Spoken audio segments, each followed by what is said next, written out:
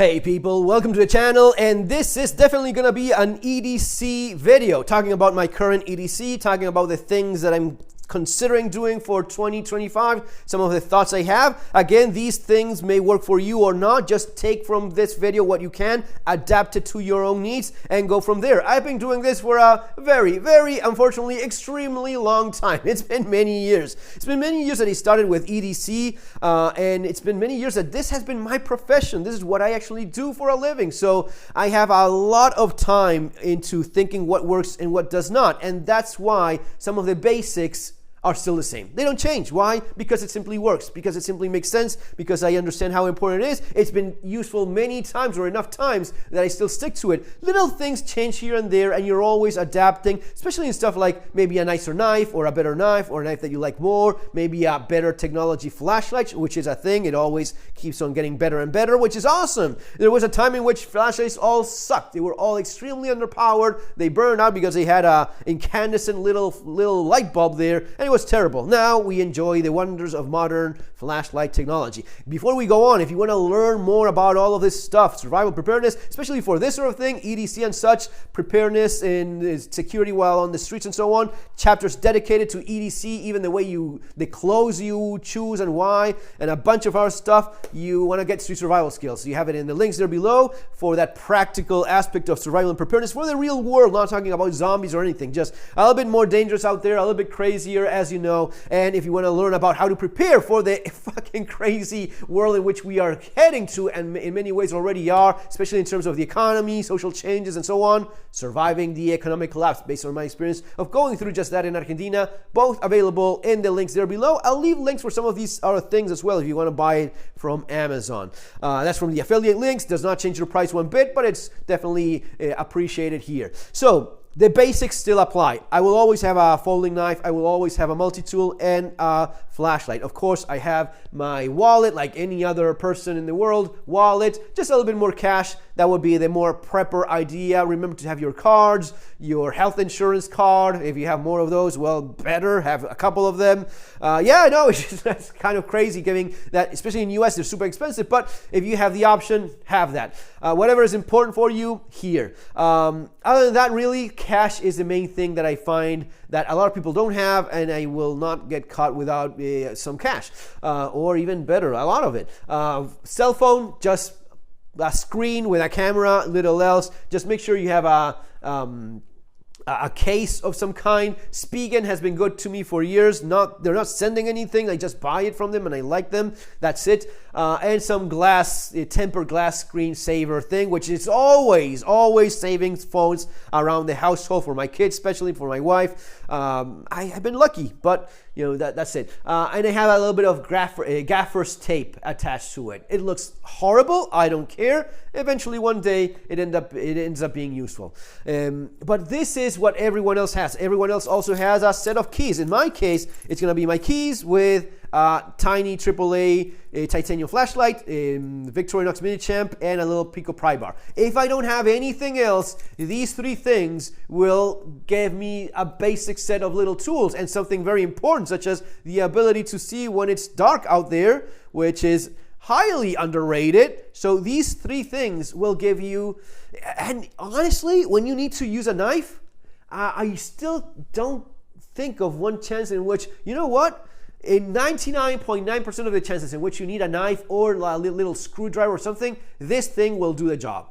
You really don't need a whole lot more than this for most of the basic things. Oh, but I need it for prying my way out of an elevator when the end of the world and the aliens strike. Okay, I get you. I feel you. This is what I carry. This is my EDC knife. CRKT M16 law enforcement model. It is big, it is a little bit heavier, it is bulkier, but it is a big ass folding knife blade. It's pretty strong. You have a tanto tip, you have the serrations. Is it a wonderful, great knife? No, it is not. But it is a great tool for survival, which is what I'm interested in. So serrations for something that's a little bit harder. I have seatbelt cutter in case I ever need it. I have a glass breaker, and if you need it for something else, this is a knife that provides a nice amount of protection in your finger, and it is a decent size folding knife. So the glass breaker, the seatbelt cutters, those are all extra. And the safety here with the liner lock that is reinforced by that little bar that you bring down with that button, that makes it extra strong. I don't always see it online in Amazon. I'll leave the links below if I happen to find it, or the closest thing to it. I always will have a flashlight. Lately, it is the Olight EOS 2 i3T. This one, which looks a little bit weird, but I like it, and it's a little bit different from the usual black thing that I have in my pocket for EDC, or titanium, which I often still end up carrying. But this is nice, it's compact, and I have one lithium battery, 10440, which is the same form factor as a AAA, but a lot more powerful, and yeah, rechargeable, powerful little flashlight. So that works for me. I will always have my multi-tool. Leatherman Wave is basically the same. This is the Leatherman Charge Plus, which is a little bit nicer steel, but still the best multi-tool in the planet by far. And yeah, there's maybe something cooler or something, but this does everything you need and does it very, very well. I also keep a small fire steel underneath the locking mechanism. Well, that's not there. Where is that thing? So I always keep a fire steel under the liner lock of the saw. If I need it, I have tested it. It's about 300 times that it can throw sparks. That is more than enough for any emergency that I may have in which I have to start a fire. One of the things to keep in mind, local laws do change. If you're in UK, you can have none of these things. If you are in Germany, this may be an option. Why? Because in Germany you have to choose. Either it opens single-handed or it locks. You cannot have both things. If it both opens single-handed and it locks, then you are breaking the law in Germany, and that kind of sucks. This is definitely something that I can open single-handed, but it's not designed as such. No one can argue that this is not intended as a single. I mean, I could even argue that at the time this folding knife was designed and made in Spain, it did not exist, the concept of the single-handed opening tactical folder. This is by any margin, this is just a little bit there for opening like that. If I am handy enough myself to do this single-handed, that is going to be on me, right? But this locks, and it is not designed as a single-hand opening knife. Oh, but you just did it, you asshole. Well, yeah, sure. You can do a number of things with a number of other tools. I can eat my food in the cover of a book. Is that a plate now? No, it's not a plate. I can use it as such, but it's not a plate. Legally speaking, these things matter. So keep that in mind, your local laws, and adapt to them. What else do we have here? Little first aid kit. This is something that I'm carrying more and more lately. This or another one in plastic orange that I have. Nothing. A few plasters, little band-aids, a bit of ibuprofen, a little bit of aspirin, and you can customize your little survival kit any way you need, and it's gonna be depending on you. Maybe you have some medical needs that you have. Now, for me, I don't have any. Fortunately, I don't have anything going on, but I do appreciate having, especially when you have kids, a little band-aid comes in handy. Headache, ibuprofen or aspirin. Even if there's someone with a heart condition, it may be you, it may be someone else, all of a sudden chest pain. And what happened to Antonio Banderas, he bought aspirin because he had a headache the night before, and then he had a heart attack. He took the aspirin, and the doctor told him that the aspirin made a huge difference in minimizing the impact of that heart attack that he went through. And that's something you may want to consider. I'm not a doctor. Make up your own mind. If you don't believe me, use Google, for crying out loud. You can find all of this online, as I do when researching for these things. Basic hygiene, disposable little Kleenex, and alcohol gel. This is something that I've been using for many, many years, way before anything like the pandemic ever existed. It's just a matter of people are dirty and they touch stuff. You touch doors, public places, and so on.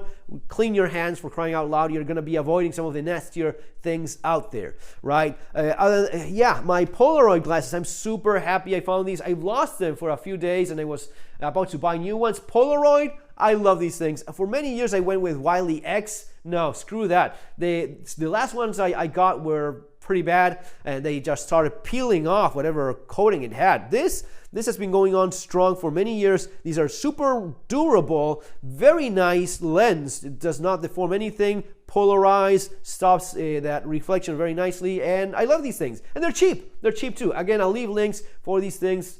I have to check if I have them already, but if not, I'll leave them in the links there below. Super highly recommended Polaroid. In terms of watch, the same as always, Casio Pro Trek. That's what I'm wearing right now. That's what I wear 99% of the time. I do sometimes change, for example, my knife. If I'm not going with something that's that big, or I want something a little bit more sleek, there's a chance I will have my Zero Tolerance 0452 CF. That's carbon fiber, which is the handle material, and titanium. Very nice. S35VN steel blade, very pointy, yeah, that is, and it's a super smooth knife. I don't use it all that much because I kind of like it a lot and don't want to lose it, and this is honestly maybe better as a survival tool than this thing, even though this as a fighting knife, if you ever need it, it's gonna be, yeah, it is gonna be fun. But this thing is no slouch, and that's what I end up having, and if I lose it, nothing, I don't really care all that much.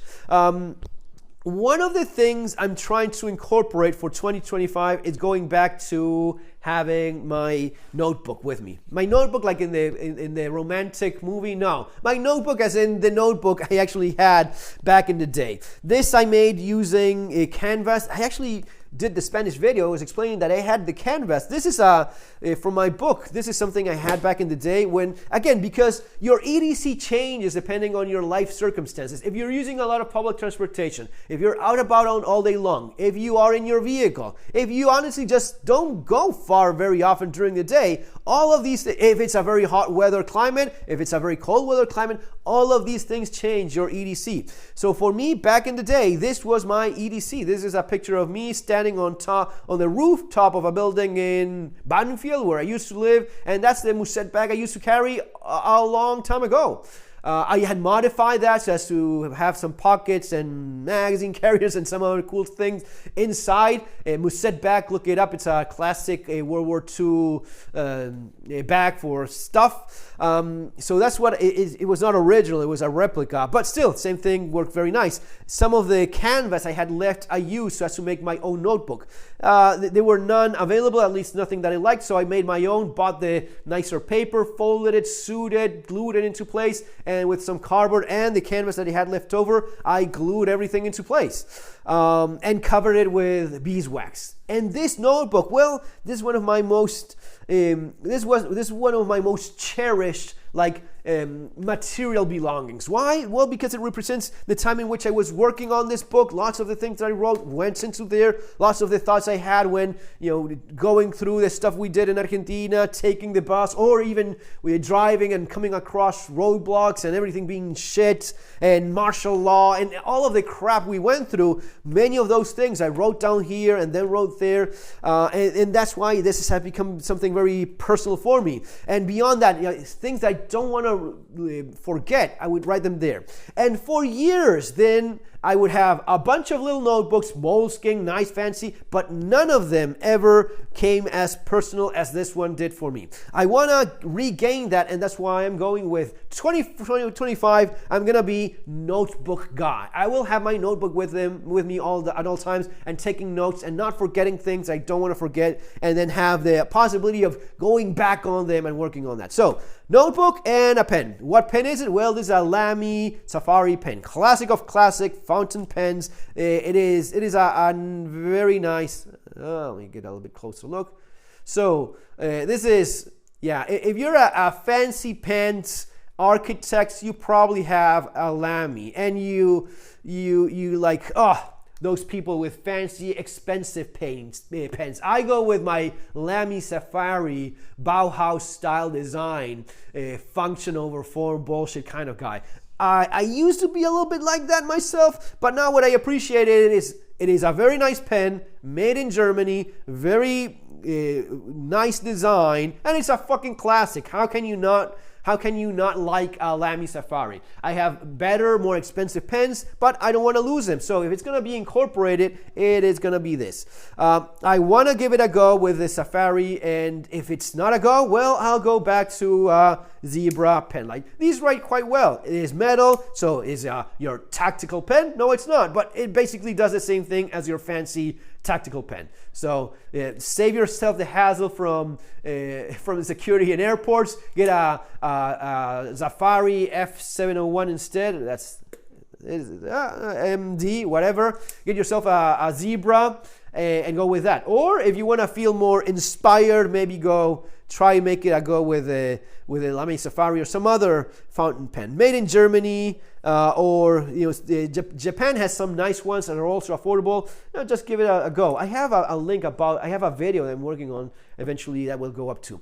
Guys, this is basically it. And little things, I'm not gonna be able to incorporate this into my pocket EDC, so I'm just about to become one of those old farts with a fanny pack. I'm using this a lot lately, and I have to admit it is very handy. All of this stuff can fit in here, even though, except for this, all of this fits in the 511 tactical pants that I still wear, and that's great. But either the fanny pack or maybe a single slinger backpack, some solution I will find, because I want to incorporate these and maybe some other things. Guys, it's going to be all for now. Subscribe to the channel, books, links, everything there below. See you on the next one. Take care.